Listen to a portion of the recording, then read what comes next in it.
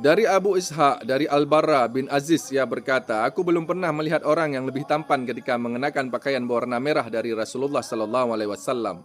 Rambut beliau hampir menyentuh kedua bahunya. Hadis riwayat Bukhari 5901, Muslim 2337. Dari Abu Ramsah, ia berkata, aku melihat Nabi sallallahu alaihi wasallam mengenakan dua selimut berwarna hijau. Hadis riwayat Abu Dawud nomor 4065.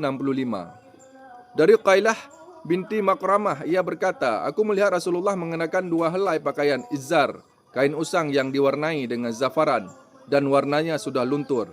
Hadis riwayat Tirmizi 2814. Dalam hadis tersebut terdapat kisah yang sangat panjang. Dari Ibnu Abbas, ia berkata, Rasulullah bersabda, hendaklah kalian berpakaian putih untuk dipakai oleh orang-orang yang hidup di antara kalian, dan gunakanlah untuk mengkafani orang-orang meninggal di antara kalian, sebab ia adalah sebaik-baik pakaian bagi kalian. Hadis riwayat Abu Dawud. Dari Aisyah, ia berkata, pada suatu pagi Rasulullah SAW keluar dengan mengenakan pakaian yang terbuat dari bulu berwarna hitam. Hadis riwayat Muslim 2081.